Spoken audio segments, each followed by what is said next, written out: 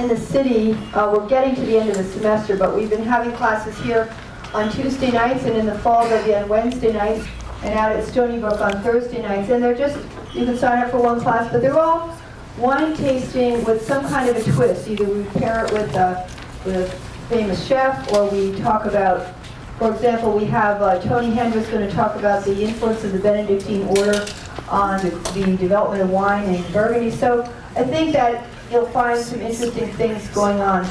I actually went to Stony Brook, not for a degree, but to study organic chemistry so that I could be a winemaker. I started the first vineyard on Long Island in 1973. And tonight, we're going to be welcoming Joshua Wesson, who I think many of you recognize as one of America's foremost, can we call you a wine personality? What can we call you, Josh? But Josh has been one of the most, I would say, highly skilled matchers of food and wine. He and David Rosengarten wrote a book called Red Wine with Fish, which is basically to allow all of us who think that there are hard and fast rules for enjoyment to understand that enjoyment is where we find it, but here are a few suggestions to make it more enjoyable. And that is what he is going to do for us here tonight. And I think we're extremely privileged to have him here. I want to welcome him. And before I do, I have to say that he was the inventor of this most incredible retail concept, which is called best sellers. And what he does is he selects wines for his store that retail for under, it started at $10 a bottle, but you know what life is like. And now it's $15 a bottle. But he also separates them out to make it easy for you to select them. The wines that we chose for our tastings tonight are not, I have to say, bestseller selections, partly because I'm working with mostly New York wines, and these wines were donated by the makers. I chose them for their excellence. I chose them to pair them with some of the hors d'oeuvres we have. But they're not bestseller selections, but I think that Josh, maybe he'll take on a couple of them. Most of them cost more than $15 a bottle. But I wanted you to know that. And then I threw in a Rancho Zabaco Zinfandel just to really mess your heads up, because that's a California red wine that's totally different from everything else that's here. And I think if you tasted it, you'll understand why. So I think that I'm going to let Josh come up and speak. Thank you very much. Joshua Wesson. Thank you. Can you hear me in the bleachers, or would you prefer that I use this? Use the mic. Use a microphone? Okay. The wines are $5 to $15 because I'm a cheap date at bestsellers, not just all 15. But I came from a downwardly mobile family. I was not born to the world of wine. How many of you suffer that pain from downward mobility? Born in Queens, and we moved to Brooklyn, then the Lower East Side of Manhattan. By the time I was 5, we were going backwards as immigrants. And if my father had made one more wrong move, I would have waved at Ellis Island like this. Would have gone back to Łódź, Poland, where Wesson was Wasansky, and I would not have had the opportunity to become a wine and food person. But happily, he took a right instead of a left when I was 5 and a half, and we made a little turn to the gastronomic mecca that I know all of you, as either wine and or food lovers, will make a pilgrimage to at one time or another. West Orange, New Jersey. How many of you know that? For those of you with plastic slip covers, let me explain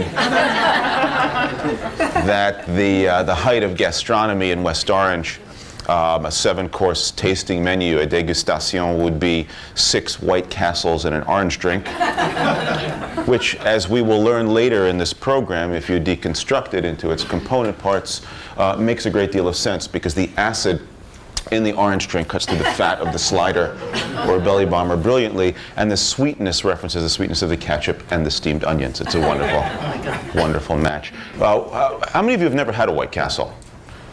Because you should try them. They're interesting hamburgers. They're interesting hamburgers because they're the only ones that I know of that have been conclusively tested and proven to be meat-free and vegan safe. They contain no meat. I grew up literally eating them by the sack. You can see it affected my, my development. I did not come from a wine-savvy household, as I mentioned before. In fact, the first wine that I can remember did violence to me. It was Manischewitz Concord. It was a wine with a message, and the message was abundant and clear and singular in its voice, and that message was convert to any other religion. Makes no choice. That makes no difference. I had it with, of course, gefilte fish, and then it took me 20 years of couch work to understand why we weren't, in fact, the chosen people or chosen to suffer. I grew up in a house where I discovered at an early age that wine, which was always available because my parents fell in love in France, even though neither of them could cook and neither of them had any taste, but they still fell in love in France. Wine made my mother's food taste better. How many of you also discovered that? It was an antidote to your mother's food. If you've ever been to England, you realize that, of course, wine is an antidote to English cooking. You open up an English cookbook, and it has 2 pages. On the left-hand side, it says bake until brown, and then on the right-hand side, it says then boil. Not, of course, to be confused with the Jewish cookbook, which just says boil everything. So there I was, in West Orange, fending off various and sundry foods and mediocre wines, and I went off to college, and then in between college and graduate school, I fell in with a Nouvelle French chef, actually a kid from Brooklyn who thought he was a Nouvelle French chef, Bruce Frankel, who had studied at a 3-star restaurant in the heart of Burgundy called La Meloise in Chagny, and he had been building a storefront restaurant just off Central Square on Main Street in Cambridge, tucked in between the Necco factory, those little wafers that you get, New England Confectionery Company is what it stands for, and Joyce Chen's.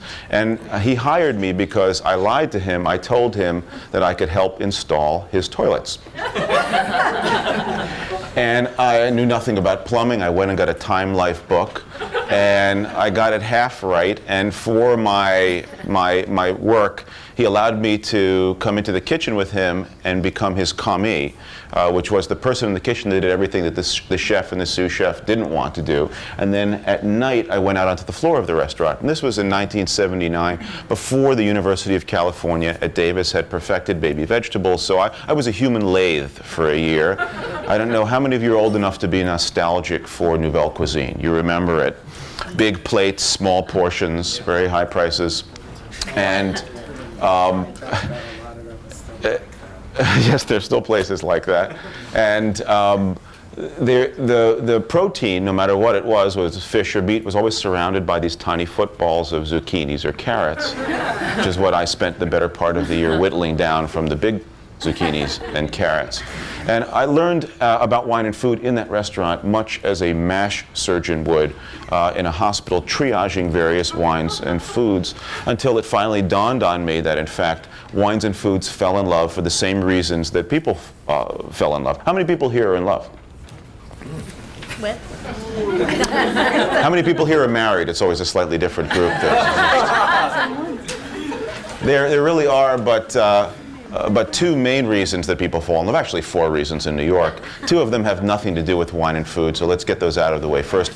What's the single most important reason that people fall in love? Has nothing to do with Real estate. Yes, right, money. Just a proxy for money. What's the second most important reason that people fall in love? Sex, yes, exactly. And as you know, in New York, sex plus real estate equals love. Those have nothing to do with wine and food pairing. We'll go to the ones that do. Anyone here in love with someone who is their opposite, their contrast? You love the tension in the relationship and the resolution of that tension? Yes, it's always good when at least one person in a couple raises their hand. It's a sign of great understanding. Well, I will talk in a few moments after we go through the tasting and save some wine, because I want to turn you all into masterful tasters in a moment with whatever wine you have in your glass. We'll talk about how wines and foods can fall in love based on being contrasting. I don't use the word opposite when it comes to wine and food pairing, because there's no such thing as the opposite of salty except the absence of salt, or the opposite of fiery except the absence of hot spice, or the opposite of sweetness except the absence of sugar. But you can imagine sweet and salty juxtapositions, contrasts, or sweet and sour, all sorts of lovely things that happen in the world of food and in the world of wine. But we haven't talked about the fourth reason that people fall in love and wines and foods fall in love. Who here is in love with someone who's just like them? You mean narcissism? Yes. Well, how many of you are in love with yourselves? We'll just do this. Wines and foods can fall in love for those reasons too, based on similarities. And in fact, more often than not, wine and food matches that you will remember fondly will be based on some kind of connection that exists in a similar form.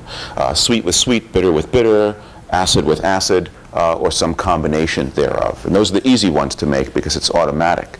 But the contrast can be a little bit dicier. The very best matches, though, often take place when both of those elements are in play. And we'll talk about that when we get to the sort of more serious part of the wine and food matching that I want to share with you. I really want to turn you all into sommeliers. I'm a lapsed sommelier. I came out of this interval in between undergraduate and graduate school, having gone off to France. I visited La Meloise for a month. That was my reward for having worked in this restaurant called Panache, which is no longer there, at 798 Main Street in Boston. Then I went off to Rochester to graduate school, where the height of gastronomy was Genesee cream ale and chicken wings. And put myself through graduate school working in a number of restaurants up there, and also teaching wine classes. And I would work in the vineyards up in the Finger Lakes in the summertime, and really enjoyed the process of becoming more and more comfortable with the world of wine and food. And then I came down to New York ostensibly to go to law school, but I never got around to it, and fell in with Barry Wine and the Quilted Giraffe. And I started out as the coffee and tea boy there, because they wouldn't. That's what you had to do when you worked at this restaurant. I don't know how many of you know of the Quilted Giraffe, but back in the early 80s when I was there, it was the most expensive restaurant in New York.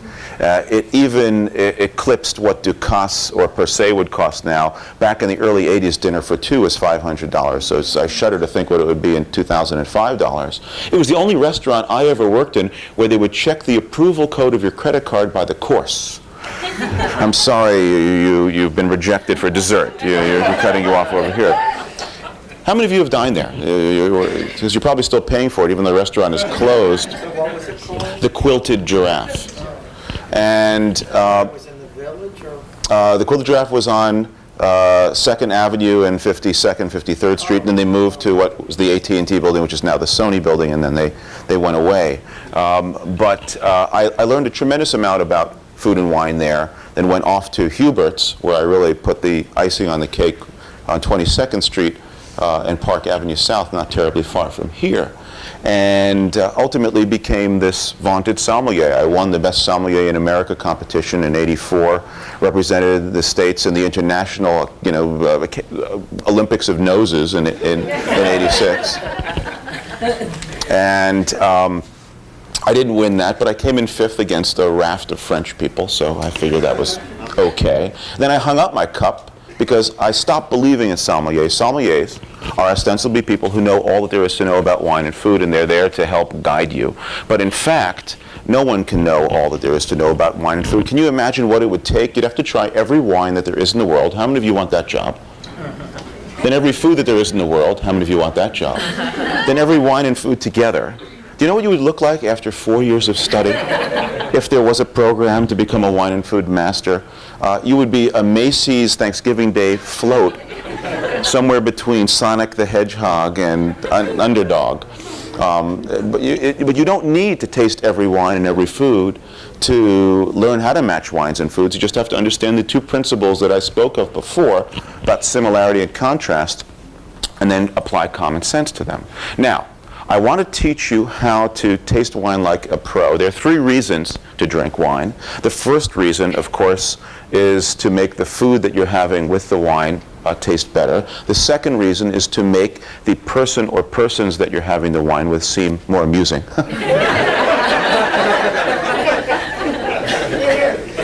And of course, the more you drink, the funnier I get, or the funnier I look.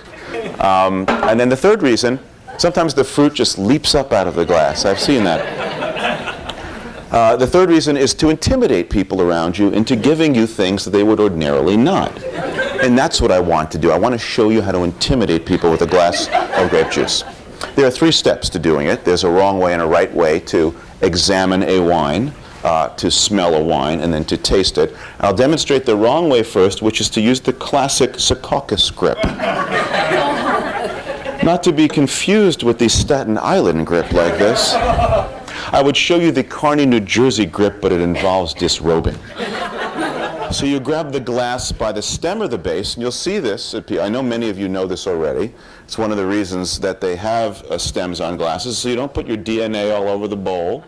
And you tilt it at about a 45-degree angle, and you hold it against a white background like the tasting sheet that you have. If you feel something damp on your leg, you've tilted too far, obviously. You just back it up. And I want you to look down at the rim, what Mr. Wizard called the meniscus right there. And you'll notice, regardless of the provenance or grape type of wine, you have a thin lip of water there, red or white. It appears clear right at the edge. And as you retreat towards the center of the glass with your eye, you'll notice that the color gets more and more saturated until you reach a point about an inch in from the rim where the color no longer changes. Red, white, rosé. Excuse me. If there's anybody here that needs more wine in your glass, raise your hand. You can. Animals. Must be evaporation. I'm sorry. Okay, we'll take a brief 2-minute break to go and recharge your glasses. Have you done stand-up at Carolina? You're fantastic. You're better than a movie. Oh, no. Oh, no. You haven't been going to good movies. But I thought you saw Sideways. I won't keep you away from the food much longer. But as I was saying, there are 3 steps to intimidating the bejesus out of anybody with a glass of fermented grape juice. The first step is to look at the wine. And if you've ever wondered why people stick their pinkies out at wine tastings, it's not because they're effete snobs. It's so they can fish out the little bits of cork or fruit flies. It's just very efficient to have the pinky out there. And you've looked at the color. You can tell a lot about a wine's age by its color. White wines, regardless of where they're from or what grapes they're made of, when they're young, start out being light in color. Green gold, in fact. And as they get older, they turn darker in color, going from green gold, losing their green to a more golden hue. And eventually, a really old white wine will pick up a brownish tinge at the edge. Red wines do exactly the opposite. They start out being dark in color, and as they get older, regardless of where they're from or what grapes they're made of, they lose their color. Red wines lose color as they age, white wines gain color as they age, and a really, really old white and a really, really old red come almost full circle, and they're almost indistinguishable from one another, really, really old wines. So you can tell, relatively speaking, whether you've got a young, middle-aged, or ancient wine in your glass, and I can just look around and see almost all the white wines here look quite young. The red wines also look quite young. And you'd be right. I think they're mostly, the vintages are 2000, 2001, 2002, 2003. Yeah, the Sherwood House is 2001, which for a Chardonnay on the market today is relatively. That's old, and it looks more golden, more yellow in color for sure. The Sherwood House barrel fermented or barrel aged Chardonnay. I've got the Riesling in here, which doesn't see the inside of a toothpick, let alone the closest thing that this comes to wood is the cork that it was finished with. So the second step is the most important, because 90% of what we think of as taste comes from our sense of smell. When you have a cold, what can't you do? You can't taste anything. And why can't you taste anything? Your nose shuts down for a few days. Your tongue goes on working just fine, but what is a tongue good for? You. Stephanie. What's a tongue good for? Kissing. Kissing, yes. Sweet, sour, salty, bitter, hot, cold textures, and kissing. And after that, you're on your own. But When your tongue is a crude instrument relative to your nose. When you think about all the things that define the wonder of eating and drinking, it's not, you don't go around saying this is sweet, this is sour, this is salty, this is bitter. You say this smells really bosky if it's a wonderful mushroom dish, or this reminds me of. We all become poets when we smell things because we reference our experiences in the past. If you've never come across the spray of a surf at the beach, then you can't be reminded of it when you smell something in a wine. If you've never come across pomegranates, then you have no reference for it when you come across something that reminds you of it in wine. So we use metaphor and simile to describe things that are basically indescribable, and each one of us would come up with a different set of adjectives for the wines that we have in our glass based on our unique life experience, which is why I say avoid the 50 words that wine critics use. If you were to go and deconstruct the Wine Spectator, or even the New York Times on Wednesday in the wine columns, or any wine critic's words, you would find there are 50 adjectives. That's all. Not 51, not 49, 50, and they use them over and over again, almost in some random way. There are 10 that are applied to Chardonnay, there are 7 that are applied to Zinfandel, there are 6 that are applied to Sauvignon Blanc, and they just change the order, depending upon what they're doing. Which is why, if you want to intimidate somebody, you need to pull out adjectives from your back pocket that have never been used to describe wine before. For example, park the glass under your nose. Take a couple of sniffs. Now I want to show you how to smell wine like a pro. Don't use the Robert Downey method like this.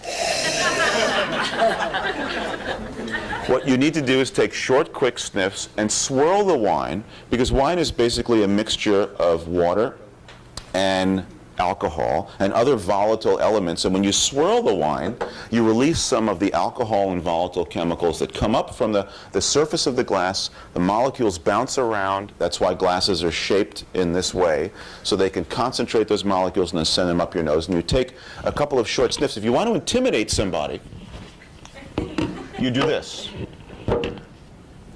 You swirl, you park it under your nose, and you close off one nostril.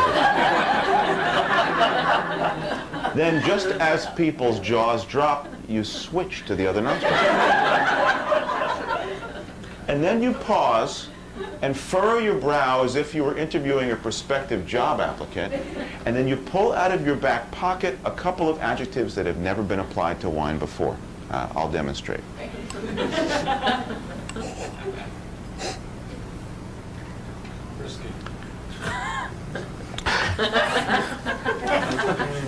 Toasted avocado leaf.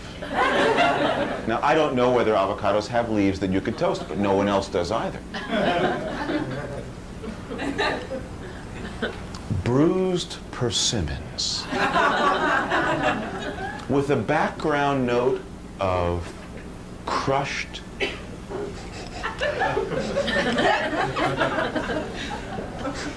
cockroach larvae. Now at this point, everyone is going to be going, yeah. They're watching, they're going to agree with you. Try that.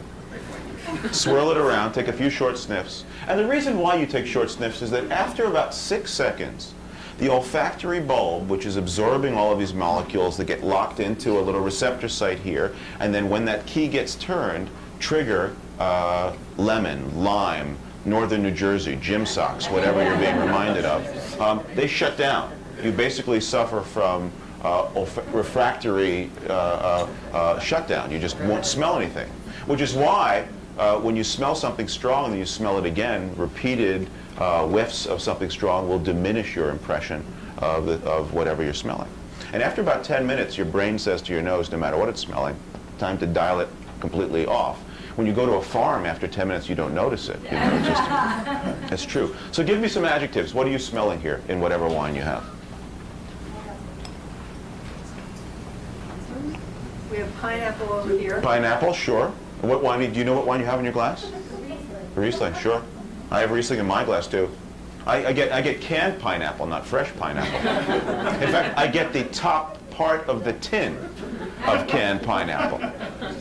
The rough serrated edge. And you can see how you can play this string out to good effect. Now I'm going to get you to taste the wine, first like a mere mortal. Put a little bit on your tongue. When you taste like a mere mortal, the wine is sitting on your tongue for 3 or 4 seconds. Not really long enough to give you enough information. If you did that with food, you'd never get the texture and the flavor of the food out. You have to chew the food for a good 4, 5, 6, 7 seconds. Keep it in your mouth to get enough information about what the texture and the flavor are. You will actually smell and taste the wine like you would food at the same time. If you chew it and hold it in your mouth, you're going to draw air over the top of your palate. And this is what separates an amateur from a professional. You're going to look like a grouper in heat. I'm going to demonstrate. This is something that's like a triple X outtake from Nemo.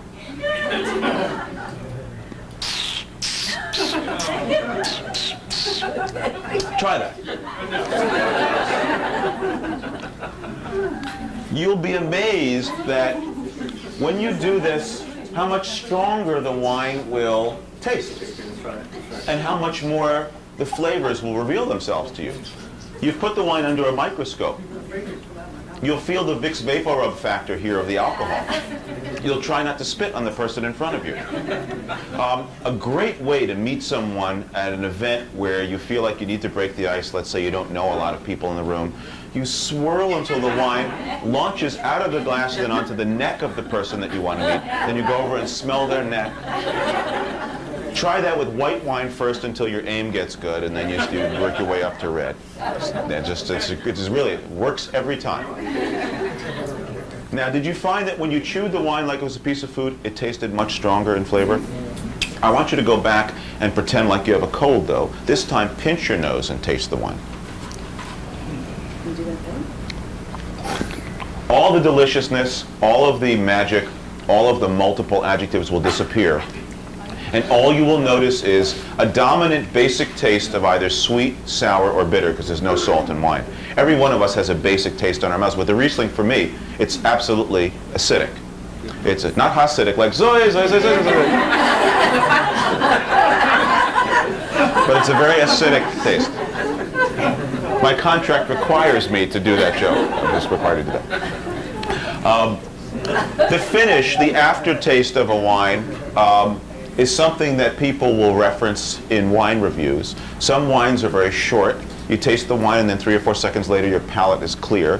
Sometimes you'll taste a wine for a minute or two after you put it in your mouth. How many of you are still tasting the wine that you have? How many of you it just disappeared, whistle clean? With the Riesling, it was just you go in, you go out, nobody gets hurt. But I'm sure that with some of the other wines, like that barrel fermented Chardonnay, and or the Zinfandel or some of the things, you'll still be tasting it long after you've swallowed the wine. Now, I rate wines. I don't believe in the 100-point system. I think it does violence to wine to give a subjective pleasure a seemingly objective score. So I rate wines the way that Russell Crowe was rated in Gladiator. I like it. I don't like it. I would drink it as long as anyone else would pay for it.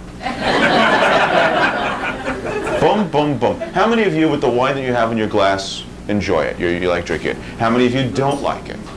How many of you would drink it as long as anybody else pays for it? How many of you right now are completely stoned out of your gourds?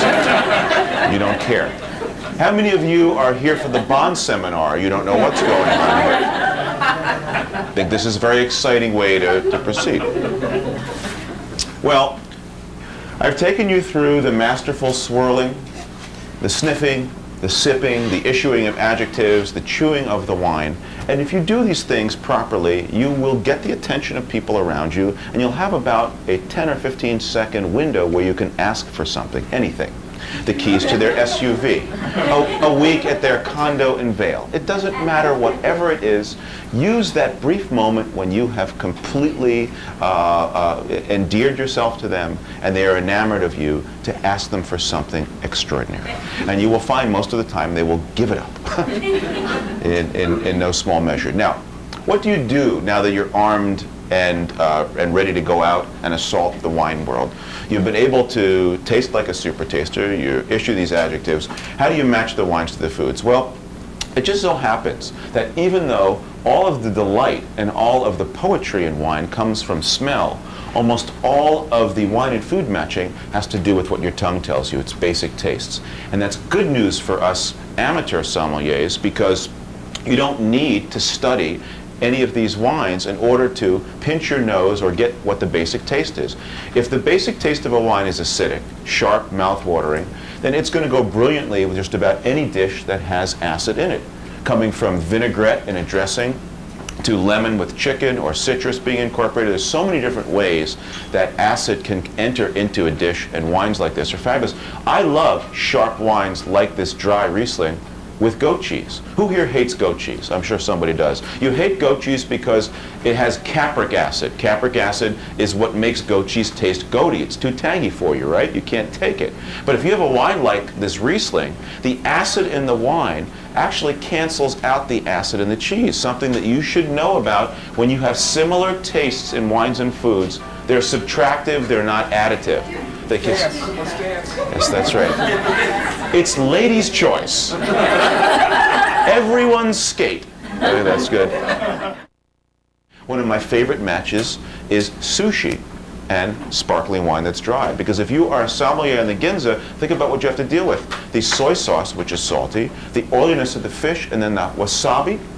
What do you want to drink with that? Orange knee-high? A big barrel-fermented Chardonnay, a Cabernet Sauvignon. I've seen people spontaneously combust drinking Chateauneuf de Pape with sushi. Table 14 is on fire. They just explode.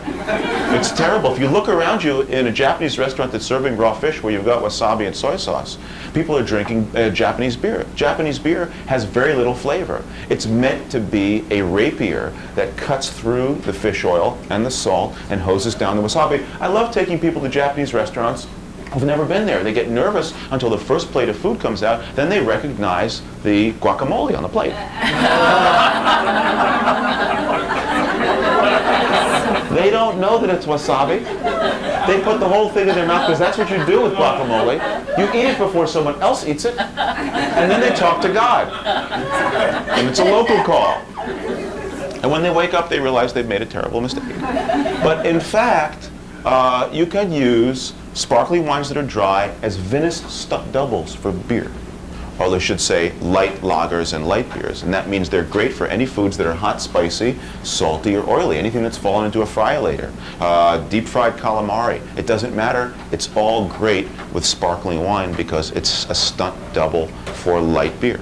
And you can begin to understand how you can match wines and foods either based on contrasts like we talked about with the sushi and the sparkling wine, or something that's similar, goat cheese with the high acid wine that we have. If you ever go to the Loire and you have a Sancerre, which is made from Sauvignon Blanc, or a Pouilly Fumé made from Sauvignon Blanc, it's light and crisp and mouth-watering, and it's brilliant with all of the goat cheese that's available there. It's brilliant with salad. You can have wine with salad. All of these rules, white wine with fish, red wine with meat. When in doubt, drink Budweiser. You've heard of these rules. They came about when French were having very formal dinners where fish was served before meat, and there was an order to things. And when was salad served? The rule back then was no wine with salad. At the end of the meal, it was a palate cleanser after the fish course, after the meat course, after the cheese course. And what color wine do you suppose is on the table of an enormously overweight French aristocrat after fish and meat and cheese? It was red, and it was from Bordeaux. And if this were a map of France, Bordeaux, bordering O, would be down here in the southwestern corner, and it's very warm there. And when you have grapes that are grown in a warm climate, the acids go down. As the sugars go up, you ferment all that sugar into alcohol, so you end up with alcoholic wines that are low in acid. You serve it with a tangle of greens tossed with vinaigrette. High acid food, low acid wine. You can make Chateau Lafite taste like Chateau Your Feet. It's just terrible. But you want to serve wine with salad, as we do in this country, because we have salad when? At the beginning of the meal, as the meal, it doesn't matter, because we're Americans, we don't care. And you have to understand that it's the dressing that's the problem. And they were right back in the old days when they served salad at the end of the meal, and the only kind of wine that was on the table was a low-acid wine. Just look for a high-acid wine. Where do you find high-acid wines? From cool climates.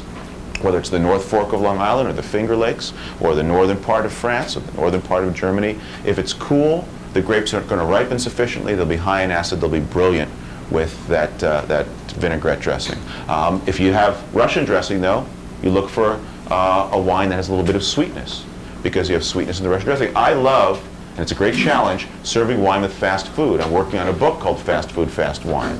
I'm very serious about this, and I do it at Aspen for the Food and Wine Festival, for Food and Wine magazine every year. They ask me to come out and do some variation on the Fast Food, Fast Wine theme. But a Big Mac at McDonald's is a big challenge, because if you take it apart, 2 all-beef patties, special sauce, lettuce, cheese, pickles, onions, sesame seed bun. Which one of those is the bird dog that sends you to a wine if you're a sommelier at the McDonald's on the Champs-Élysées, where they do serve wine? What's the dominant taste of a Big Mac? It's special sauce, which is a secret proprietary sauce that I'm not allowed to tell you is Russian dressing. So I won't. Now, the funny part about Russian dressing is you can go to Russia, they've never heard of Russian dressing. You go to any one of 1,000 islands, they've never heard of Thousand Island dressing. These are all made-up things.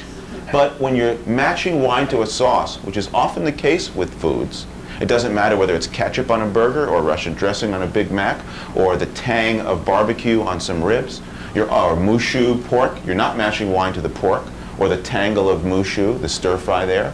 Mushu pork, mushu chicken, mushu beef, mushu vegetables all go with the same wine, because what's the dominant taste? The hoisin sauce that you put on the pancake, not the tangle of stir fry.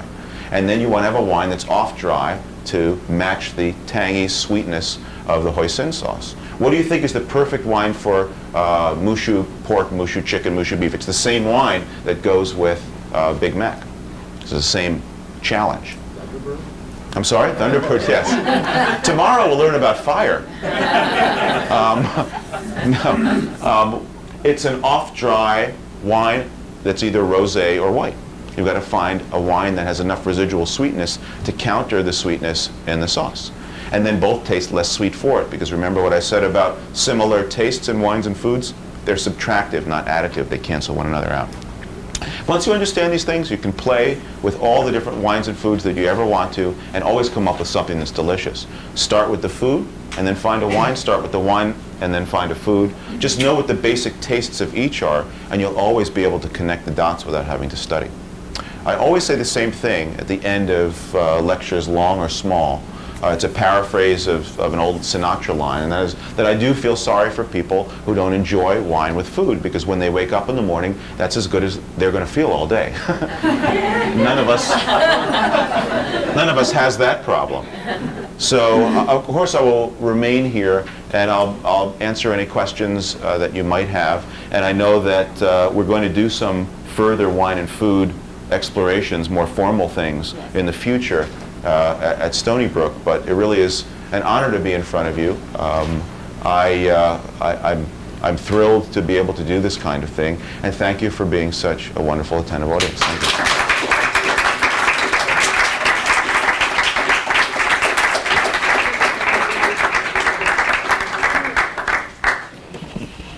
you. Since you behave yourself so well, I think that the rest of the evening you can party hardy. And because you've already learned all you ever have to know about wine, I want to thank Joshua Wesson once again, who probably surprised all of you who thought you were going to come here and hear some pompous talk about being perfectly right about wine all the time. And I also want to thank the Alumni Association, and you know, it's wonderful to have people here who have loyalty to Stony Brook, because I think that Stony Brook is it's like a little engine that's really starting to build up some momentum, and all of us need to recognize that and stay on board this train. Thank you very much. I hope you'll enjoy the food, the wine. Clean it out of here. We don't want to take anything home. Thank you.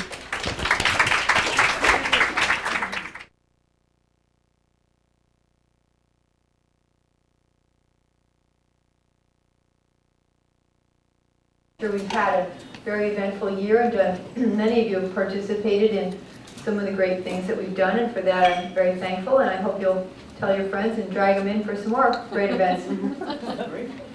Tonight, we have something really, I think, very unique and extra fun, and you've already had some of the fun part, but not all, which is that we've got Christy Campbell, who has written a book called The Botanist and the Vintner, which is about the introduction of a terrible scourge to France and on to Europe and the rest of the world on the roots of American grapevines. And we started the evening with a tasting of grapes from the New World, from Concord and Catawba vines, and as well as a tasting of some more traditional European-style wines. I wanted you to see what the whole discussion was about in terms of why would the French want or not want the American vines? Why would they have imported them in the first place? And what was the whole conversation about that got this story going? Christy Campbell is a journalist. He's been a journalist for a long time, and has been, I guess, working on history and defense. Is that right? I don't That's know what sort of you're right. defending, but well, Freedom.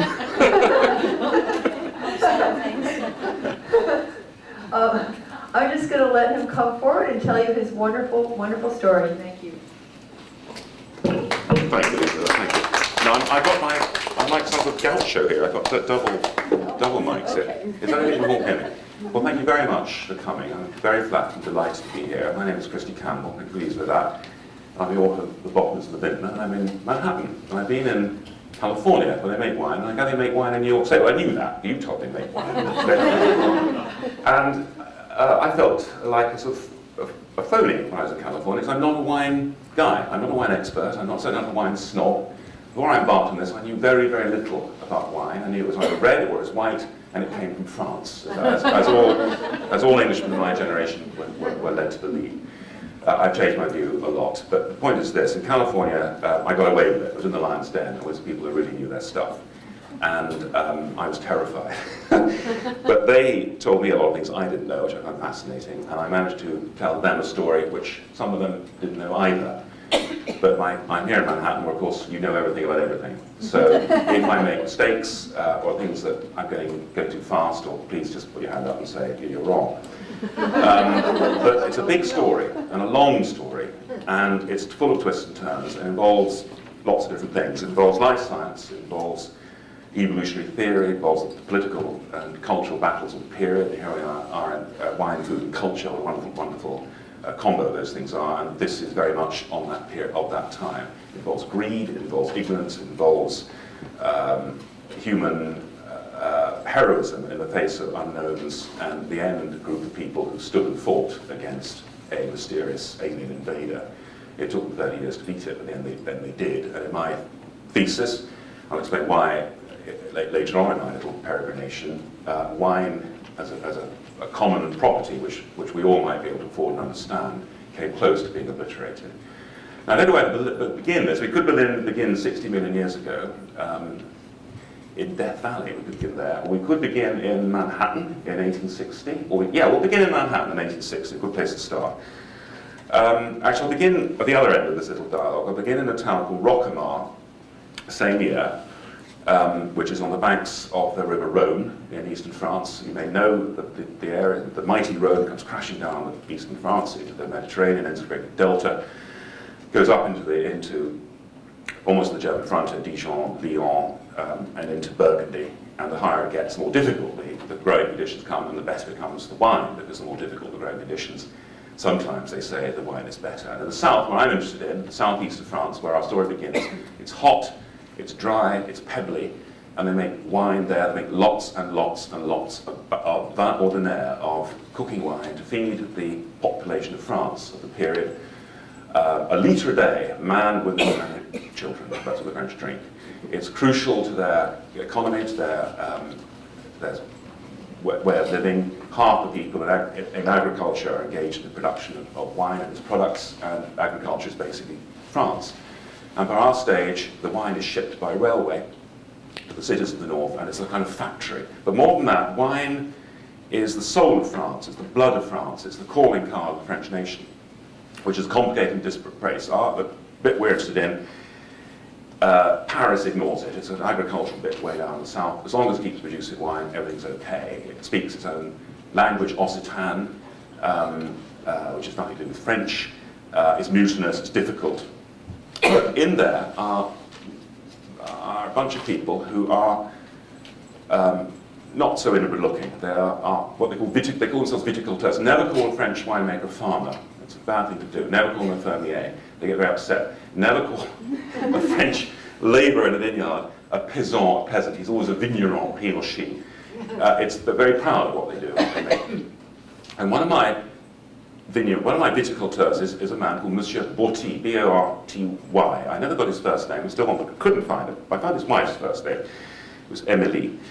And he's interesting because he had a friend in Manhattan, a Monsieur Campbell, another Frenchman who lived in Manhattan, had come here, where we are now, in the 1830s, as many French people did.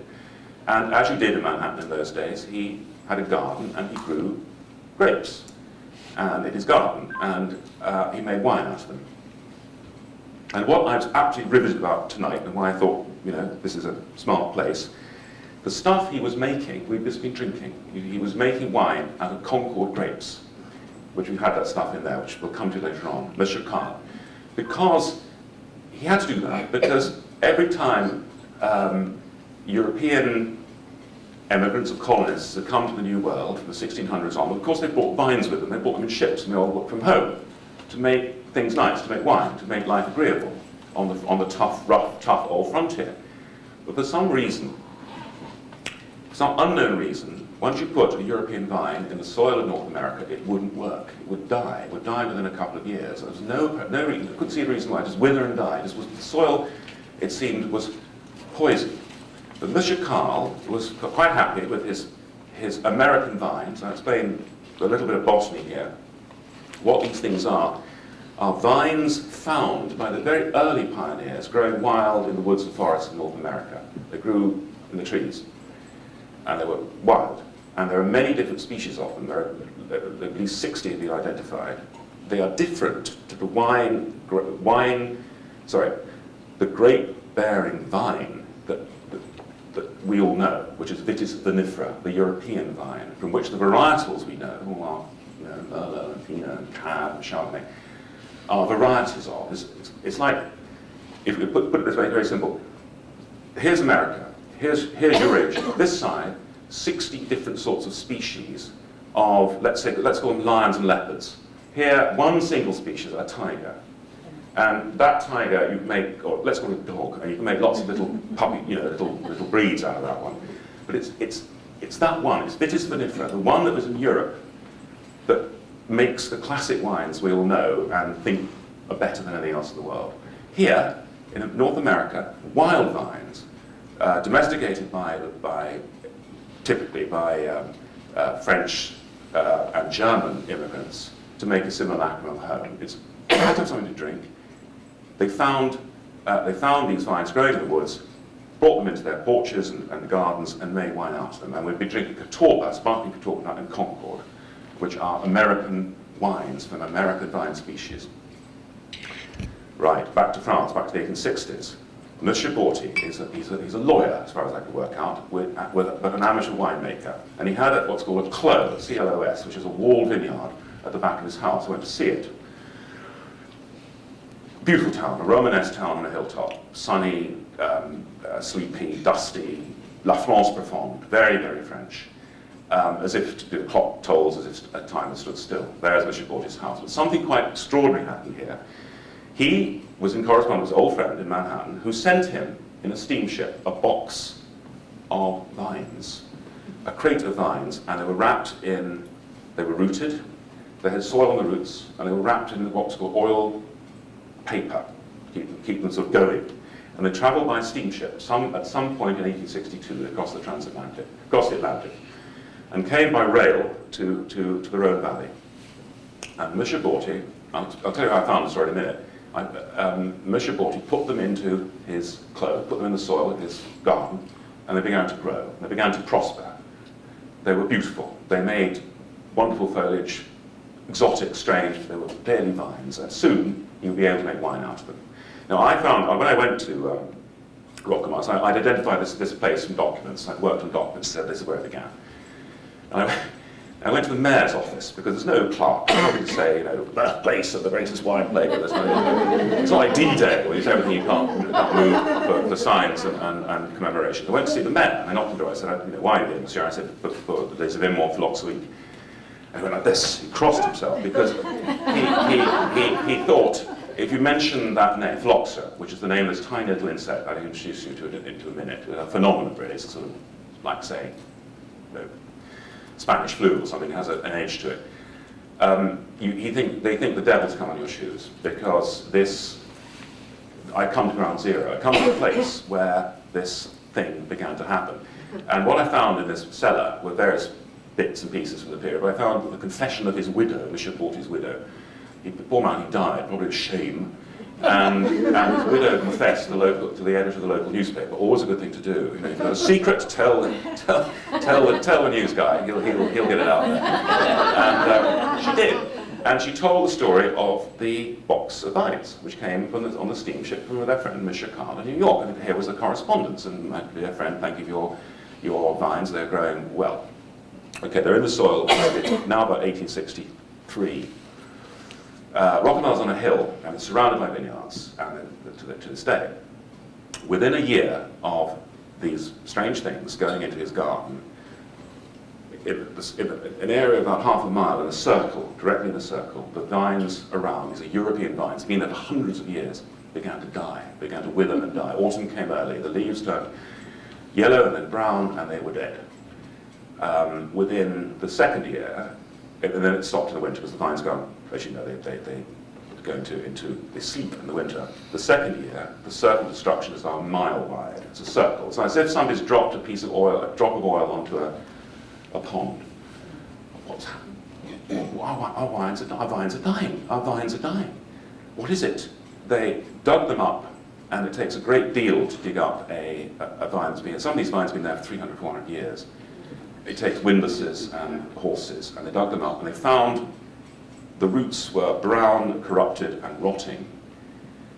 The top part was dead, but there was no apparent cause, nothing to show what was doing it. The soil was the same. Another year comes, another summer, another spring and summer. The circle of destruction is now a huge, it's about 10 miles wide. It's creeping down the valley. It's coming down the hill, from Rock Mountain Hill, creeping into the valleys around, the fingers of it like this. A cry of despair goes up from the viticulteurs, I can't call them farmers. They form a defense committee. They get their, it was the Second Empire, it's Napoleon III, so it's a sort of benign dictatorship, if you like. They tell they have senators, well, that's okay. Their senator in Paris to make a noise in Paris. Nobody's interested. One man, who's a botanist of our story, is working at the University of Montpellier, where he's actually a pharmacist, but he's professor of pharmacy, but he's a very gifted botanist, and he's an interesting fellow. He's Jules-Émile Planchon, who, like most of the people in this tale, has big fuzzy beard, top hat, and pince-nez specs, and goes around with a black frock coat. They all look the same. It's a problem once you get a photograph. So they're all Jules and Henri, and Pierre, but they're terrific people, and I know their names, and I drink a toast to them every night when I'm drinking. And there are statues of them in French, as it should be, in the French winemaking areas, and there should be a statue of Planchon anywhere where wine is drunk, because he is our hero. And he comes along, and with his microscope, and he does something very clever. He digs up a vine, or he asks to be done, on the edge of the circle of destruction, a healthy looking thing. And it comes out of the ground on a hot day in August 1869, and he observes on the roots a myriad of yellow, orangey insects, swarming, tiny, these are aphids, tiny, but enough of them to be visible, absolutely covering the roots, clearly feeding. Nobody knows what these things are. They've been making wine there since the Romans. They've never seen this before. It's completely alien. There is nothing in the literature, nothing in the folk memory, nothing in the description of viticultural literature to say what this thing is. Planchon has various theories, and he has read various bits of the literature, and in the literature is a description by a man called Asa Fitch, who lives in upstate New York, and he has observed on the roots of Concord vines in Salem, Salem, upstate New York, a strange little aphid. and he's drawn a picture of it under the microscope. And he calls it, so it doesn't call it phlox, he calls it something else, something long and Latin, which I can no longer remember. But it appears to be, this aphid, are living on the roots of American vines, a different species, but does them no harm. They live in total, what is it? What's the word? Symbiosis, exactly. It's a parasite, but over millions of years, Darwin has just published Origin of Species. Darwin is very, very controversial, but entomologists get on with it. They don't muck around. It's clear that the American vine, in its various species, has evolved a means of coping with this parasite. And what the microbiology now explains it. It has a sort of thing it does in its roots, which block off the little feeding holes that the phylloxera makes. And he's written it, and he publishes it in the New York Entomological Society papers. Planchon gets this and compares like for like. He thinks he's found it. He thinks he knows that what the insect is, this aphid. It's come somehow from America. Madame Borty hasn't confessed yet. She's still wailing and weeping. She hasn't confessed her story. But eventually Planchon gets there, and he's proven right in the end. But he realizes how did it get here? What's happened? This alien thing has come from somewhere. It's come from America. It's come from America probably because at the time of crossing, because of steamships, is half that of a sailing ship. It's probably survived the crossing. It's probably come on roots of vines which have somehow been imported from the United States. So this was ground zero. He's got it. He's got it. The trouble is nobody will believe him, and particularly Paris won't believe him. The scientific establishment in Paris and the politicians no, they blame it on the greedy farmers and their overproduction is what they blame it on, which is a good old political line. And Paris has problems of its own. We're about to go to war with Prussia, with Bismarck and the King of Prussia, and the Germans win, and the German Empire is proclaimed. And Paris is besieged for a year by the Germans, and they have nothing to do except rats and dogs, another story altogether. But during the siege, samples of the insect are sent in and out of Paris by balloon. That's such a nice twist. And with the scientists bottled up inside Paris, saying no, it hasn't come from abroad. It's been here all along. It's the farmers' fault. They've been overdoing it. So Planchon is stuck. Nobody will believe him. The circle of destruction is now a huge triangle. So it's reached the Mediterranean. It's going up the Rhone Valley. It's beginning to nibble at Bordeaux in the west and Burgundy in the northeast, which are very different to this area I'm describing because they make the prestige, the great wines of France. France's calling card of the world. It's great export. It's the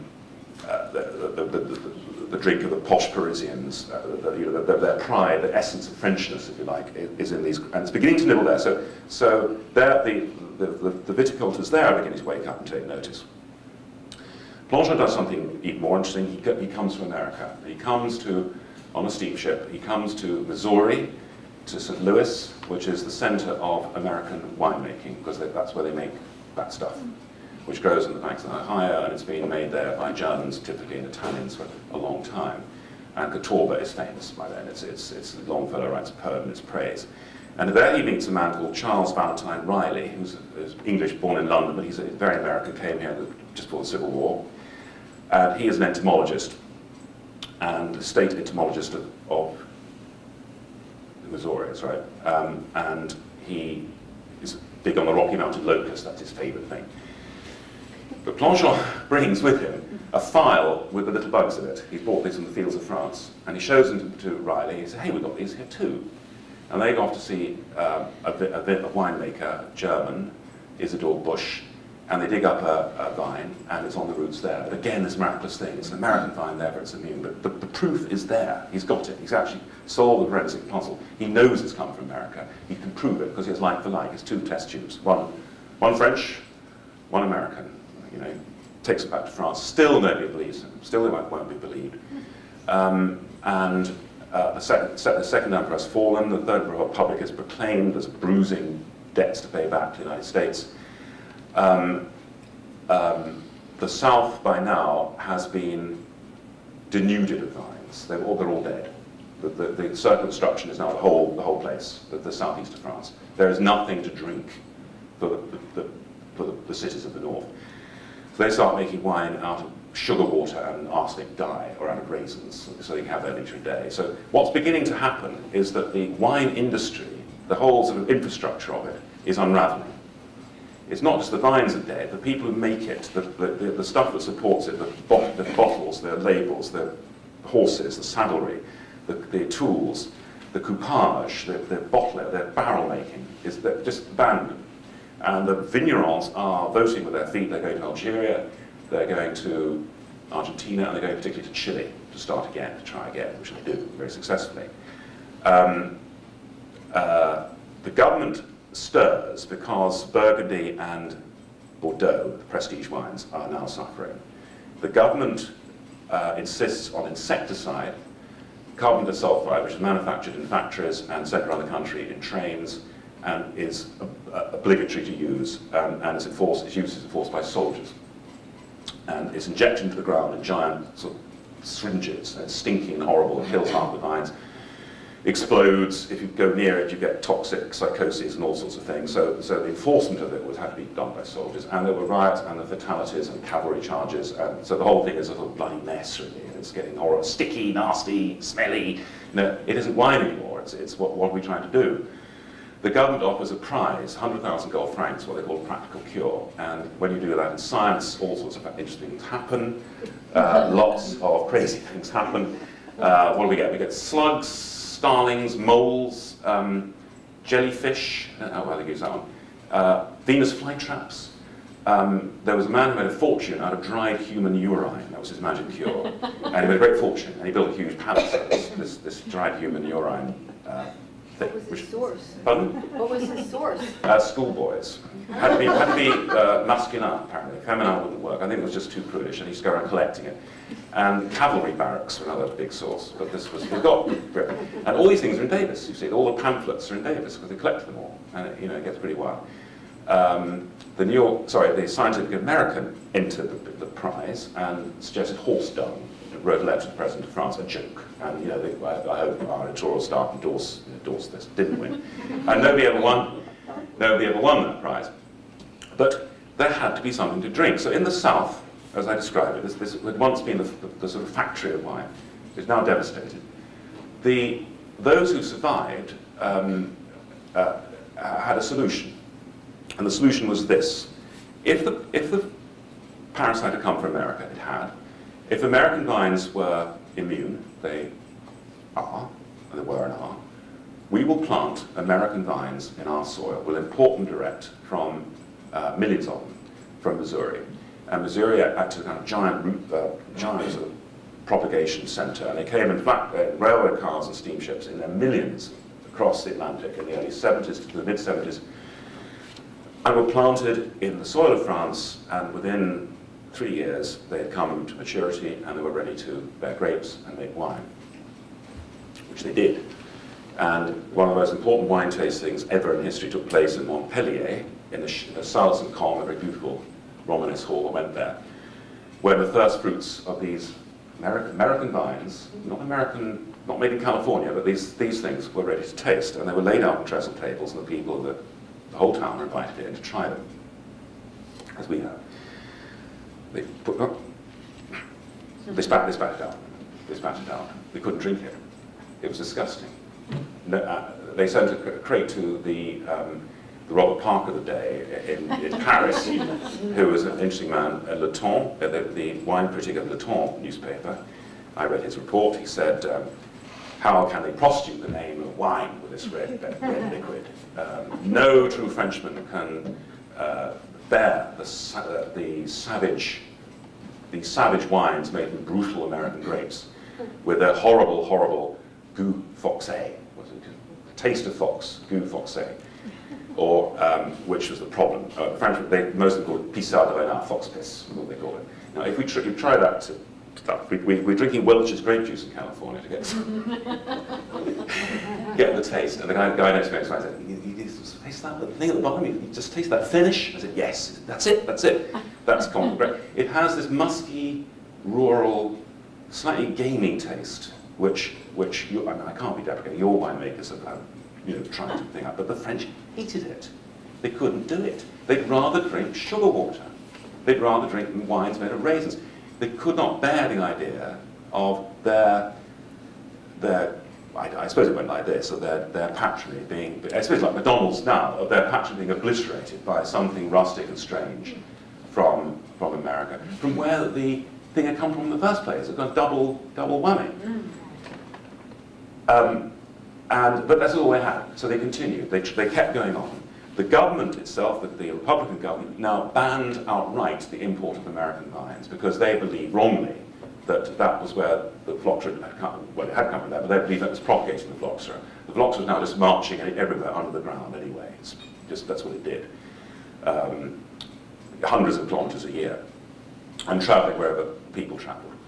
So the American vines are banned. So what they did in the South, having had this disaster, because they made this stuff, they planted it again with these American vines, which nobody wants to drink. They kept on going, oh, it's not too bad, and maybe we can get through this, and perhaps it'll work. They formed a little group called these Americanistes, the Americanizers, and they were against the ones who believed insecticide was anywhere up, called the sulfurists, the sulfur people. And they had this kind of culture camp, this cultural battle throughout, that only America could redeem the disaster that had come from America in the first place. So they had sort of shootouts at conferences. And there was a very interesting woman called the Duchesse de Fitzjames, who was a big winemaker in the South, and she was the Americanizer en chef, she described herself, who rode around on the horse with stars and stripes and all sorts of things. And she insisted that American vines were planted at railway stations, so that the vignerons, humble peasants, could see how well they did in the soil of France. And surely one day, everyone will come to their senses and think, Legume Foxé ain't that bad, really. But it was. The phylloxera has now spread to Spain, to Italy, to Germany. It wipes out Charente, it wipes out Cognac, destroy it completely. It wipes out the Douro Valley, where port is made. If you go there, it's a very beautiful place. You'll see hillsides covered, because they're so precious, making port, with stone terraces. And your guide will say, what he say? So that's the domain of the dead, he'll say, which is where, rather ponderously saying, where the vines were. And it looks like it gets to Australia, it gets to the Crimea in Russia, a very important area of wine production. It looks like it's winning. It's unstoppable. Insecticide is too expensive or too dangerous. No practical human urine won't work. These fancy cures are crazy, and the wine-growing landscape of Europe is changing radically. Now, there is a solution. There's a magic solution, and it's not in the insect. It's in the vine itself. Right, it goes like this. I knew nothing about this when I started. I still find it very hard to understand. You understand what a rootstock is. A vine is a root on the ground, foliage on top. Foliage, grapes, fruit, liquor. The root is what's important. The root is what the phylloxera likes. They realized, group of, again, French farmers and aided by a group of scientists in Montpellier, a particular man called Pierre Viala, that you could do something quite remarkable with a vine. If you cut it in half, we'll cut it near the bottom, and you stick the bit from another vine on top, and you wrap it round, and you look after it, you graft it, you get not a hybrid, not like a rose which you hybrid or something you make from two different plants. You get a kind of double animal, a chimera. You get the foot of one thing with the head of another, and it works. It works. So it will grow. They started doing this. They started chopping these vines up and cutting them with knives, wrapping them in raffia, dipping in paraffin wax. And it was illegal because American vines had been banned by the government. So they had to propagate their roots in secret. They had to teach grafting classes in secret, like Samizdat. Like they did it after church on Sundays, and little barns, little halls, and traveling grafters went around showing them how to do it. And they put them in the ground of France, American root, American species, European top, vinifera top, and they worked. They grew. What was happening was that the root was like the bodyguard. It was keeping the insect at bay while the vinifera grew, the European one on top, and came to fruition. the grapes came to maturity, and around the end of the 1880s, we have the second most important wine tasting in the history of the world, which is when the first of these grafted vines are ready to taste. Nobody spits it out. It's wonderful. It's what went before. It's a miracle. This strange combination of plant and plant, this graft thing, we've got there. We've done it. The government don't believe them. They don't believe the Americans for at least another 5 years. And there's a kind of set-piece showdown of Beaune, which is the wine-growing capital of Burgundy, where the Viticultural Society, all terribly suspiciously, drink this stuff and say, it's fine, you know, it does mean this is what we had before. And as governments do, they flip-flop and they say, we've got it now, this is the solution. The grafted vine is the solution. American root, European top. We've done it.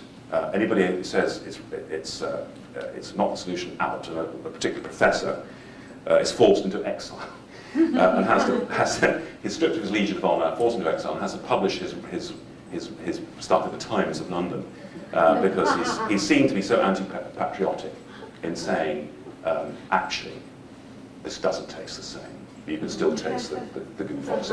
He's so exquisite, this guy. He can still taste the fox coming through the roots. And that's not the end of the story, but that's the kind of the drama of the story. That's the sort of, it's people, empirical. It's farmers, growers, scientists working it out as they go along, battling. The insect's easy. It's battling suspicion and government and inertia, and we've always done it this way. Why should we believe you? And they in the end they do. And so for 30 years up to 1914, France, what they call reconstructs. It rebuilds its vineyards on this grafted vine principle and becomes whole and abundant. In fact, far too abundant. It's a huge vine glut all over again.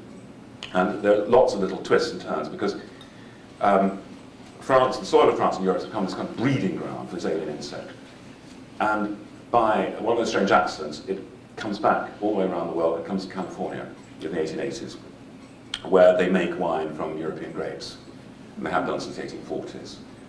And ungrafted, stick it in the ground, it's fine. The Rocky Mountains have kept the phylloxera out. It's coming either by ship or across, on a train or something. And they go through the same process of denial, anger, and in the end, acceptance. And a group of them stand and fight, led by a guy from University of California. So you've got to do the same thing. You've got to burn, uproot, and replant with grafted vines. Along comes prohibition, and it all happens again.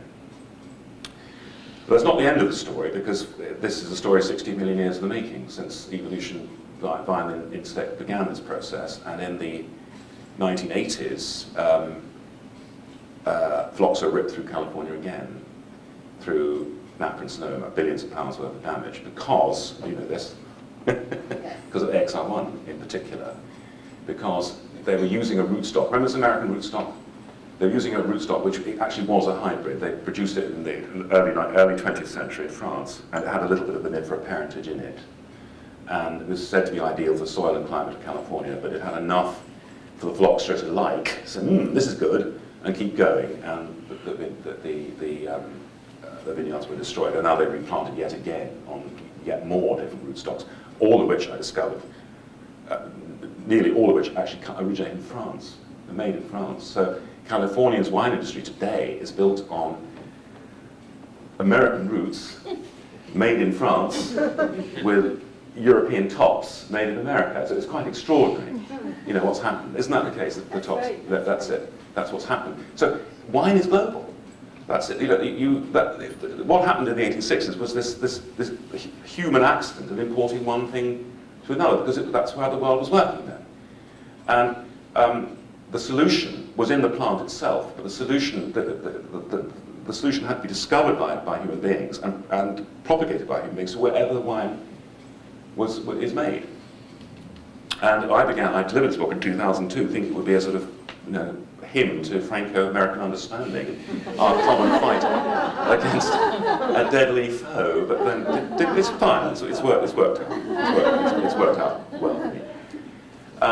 And I'll stop in a minute. There's lots. I'm sure you want to ask me lots of questions, but there's a thing about taste. I'll come back to this goo fox business and the foxy stuff. It is possible, because I'm sure you read your wine magazines and know a bit more than I did when I began, to drink wine made before phylloxera here. You can drink wine made in the 60s. It's found in shipwrecks. They found it in Russian monasteries, in Tsar's cellars in Crimea. It comes up for auction every decade or something, 1862, 1863. And those people who drink it say it's like nothing you've ever... Look, it's not vinegar when you open it, remarkably. You think it might just turn to dust as soon as it hits the air, but sometimes it doesn't. And those who drink it say this is the most extraordinary thing you could ever drink. The trouble is, of course, it costs... I saw one on a wine list in London, and it was 1862 Petrus, and it was £44,000 a bottle, which is $80,000 for a bottle. I said to my friend, let's order it, open it, and send it back, because it's corked. We didn't, of course, but I'd love to see what would have happened. But those who do this, and this is very grand stuff, this is like, amazing stuff, say it's amazing. You're tasting taste you never, perhaps it's because it's so old or something like that. But maybe, who knows, maybe there is something that the most exquisite palate can determine in the rootstock. The Californian people I talk to know, so you look at the atomic level, the water and the soil nutrients just go straight up. It's ions, I don't understand, but it doesn't take on the taste of the root. But there's a game to play there. But there's one trick. You can buy Chilean wine, which is ungrafted because of the Andes and the sea, and it's Chile that shape. There are strange vines growing on sand in places around the world where phylloxera drowns in the sand. It doesn't like it. There's a place in California, Lodi, where they do that. There's a vineyard in Bollinger in the Champagne where they treated it with chemical ever since the 1860s. Where it's 200 pounds a bottle. You have ungrafted, don't you? Yes. And it's sort of okay. Yeah. Yeah. Do you know why? It's one of those freak things. It's like 30-year-old Sauvignon Blanc vines. Yes. Very sandy soil. Sandy. Very Sandy. And there's some in Spain and Portugal. And if you want to, you look at the internet, as we'll do, look at Google, you put pre-phylloxera or ungrafted in English, you get some weird things in Transylvania we'll send you. We ship. Weird Romanians and Bulgarians, we ship, gosh, that sounds exciting. For the real adventurous, really adventurous. But you've had a remarkable, this lady is so clever to have done this tonight, you've had a remarkable experience to taste. You've done what the French did, exactly what they did. In 1878. You've been the wine critic of the temps. You've had your nice thing in your cellar, you've had this strange arrival in the United States. And it's remarkable.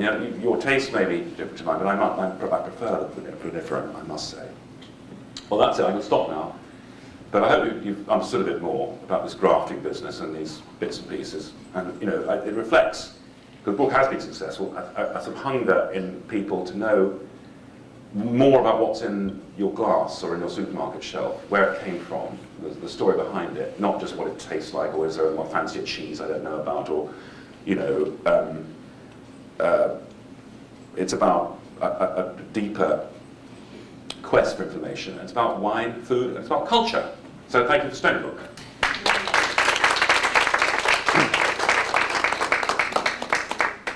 Lady at the back.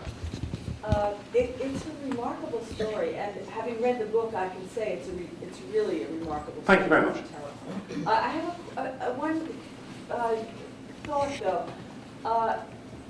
In my many trips between France and America, I was struck by the fact, listening to this, having read the book, thinking about this, that coming into America, we are interrogated about have we brought any plants, have we visited any farms, have we any snails, stepped in any... Do you intend those in the country of the United States?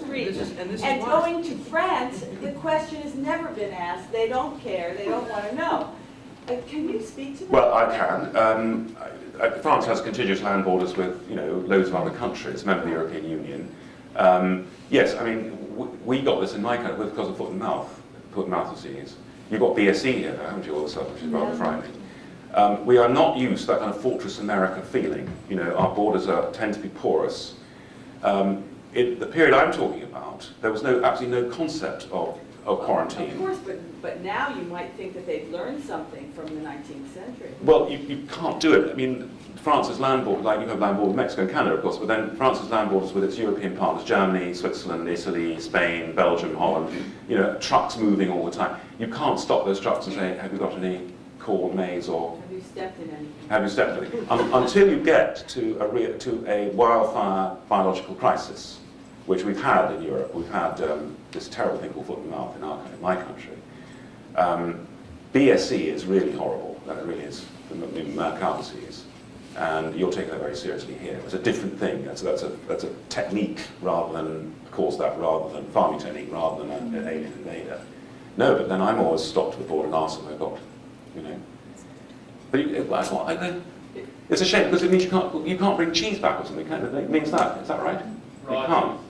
Raw cheese. Raw cheese, unpasteurized cheese. Well, look, we'll find some way of breaking the embargo. Oh,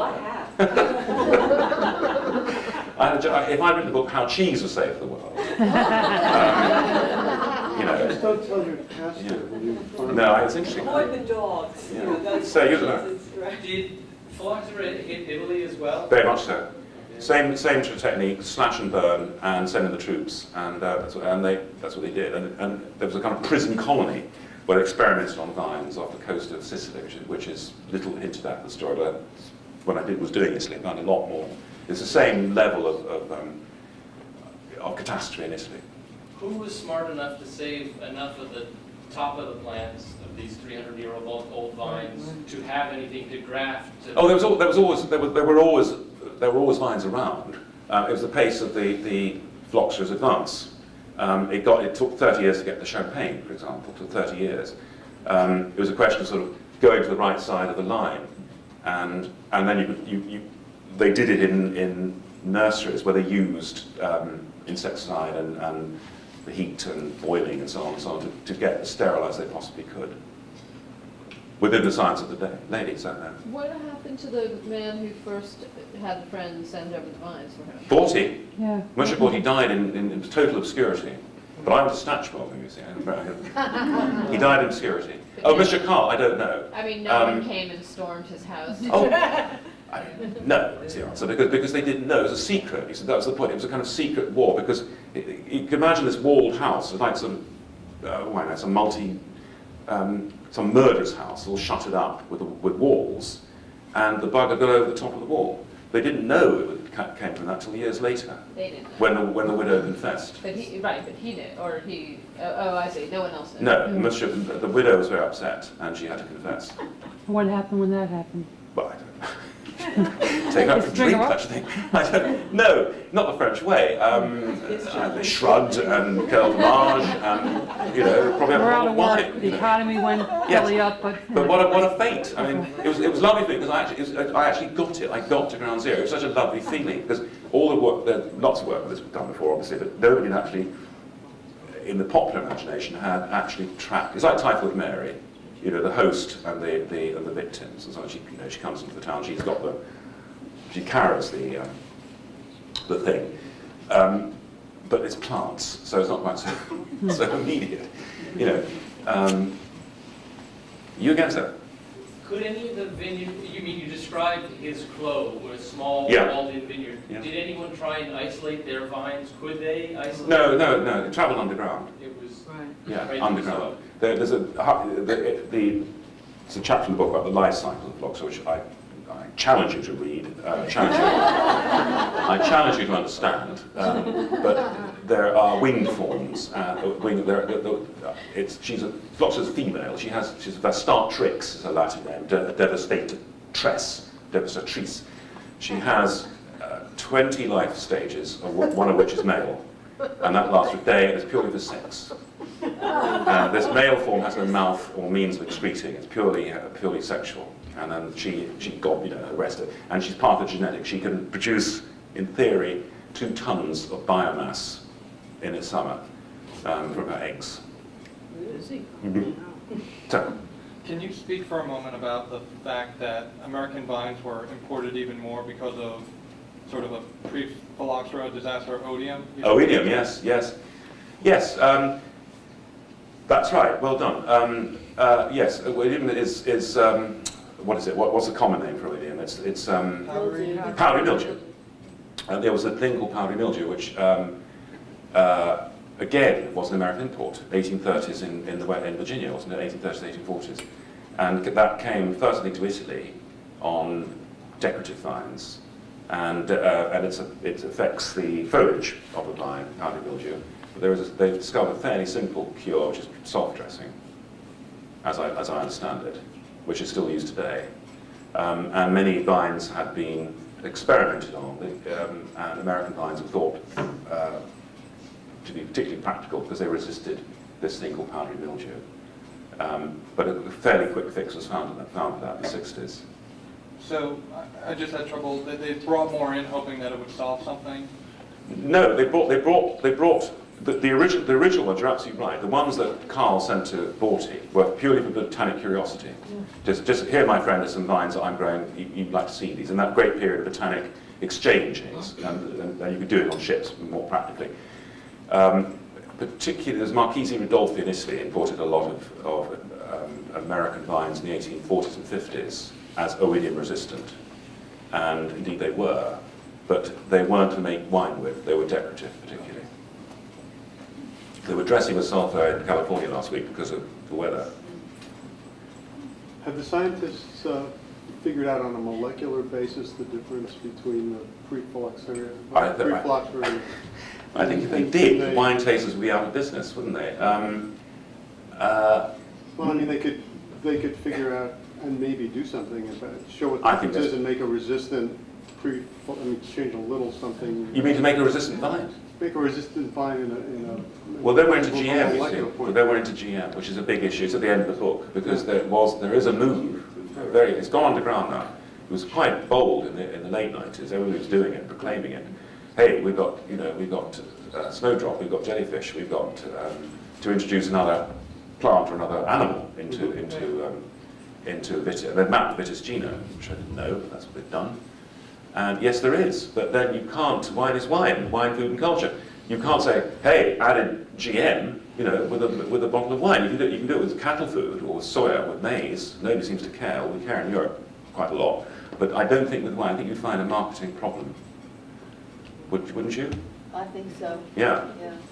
And the whole, we open up another issue here about globalization and global products, global market. The Chardonnay must be Chardonnay wherever it is in the world. The French hate, and they hate America. They say they're doing that. Homogenized tastes, everything being in a certain way. But wine is so complicated. We're showing Mondovino. Oh, yes. And that's a whole. Is that the topic? I haven't seen that. We talked about it earlier on. It's great. Yeah. About the globalization of Yes. Yeah. What was it about Monsieur Planchon? Did he need a PR agent, or is that? Why is it so forgotten? Monsieur Planchon, why was he at the time so ignored and he was provincial. He was a professor at a very unfashionable university, unlike your university. So he was at Montpellier. he was a professor of pharmacy. No, we have this problem. Yeah. With New York and Davis and California. Yeah. We do. They don't listen to us. Or Exactly. I mean, it's. You read the book with old Signoret, who was the great beetle expert in Paris. He's walled up in his villa with the Germans lobbing shells at him. Starving. He hasn't got anything to eat, but he's feeding his phylloxera, his captive phylloxera, sent by balloon with new added, vine roots grown in his garden. And but Signoret insists that Planchon is wrong because he's provincial, and he speaks he spells it a funny way. He doesn't. That French spelling. It's clumsy. But he's a very good journalist. He writes in what's it called? The Nouvelle Review, which is a very punchy, political, radical chauvinist journal in Paris, and he becomes their kind of wine critic. And his articles I've translated, and they're top-thumping stuff. Yeah. Journalism, where the battles are fought. Lady there. Oh, I know you. What surprised you most in writing the book? Oh, just how interesting all this was. I thought it was going to be really dull. But rootstock, I mean, by the time I get to Woodstock, what's that Woodstock song? There is a song, isn't there? Boring. But then it's not. It's about people. It's the insect is the kind of demon queen. It's the killer, and the insect is sort of pervades the story because it's underground, and creepy, and strange. I got quite affectionate earlier, but it's the people that were so. That was what was interesting. Trixie. Trixie, yeah. Well, it's a riveting story. Well, Thank you very much. Thank you. I think the next thing to do is go buy his book if you haven't already. Well. And he'll sign copies. And I think we still have some wine left and a lot of cheese, and the cheese is really good and it doesn't last. So please do, enjoy yourselves, eat up, drink up, and buy some. And thank you very much for coming. Thank you. thank you so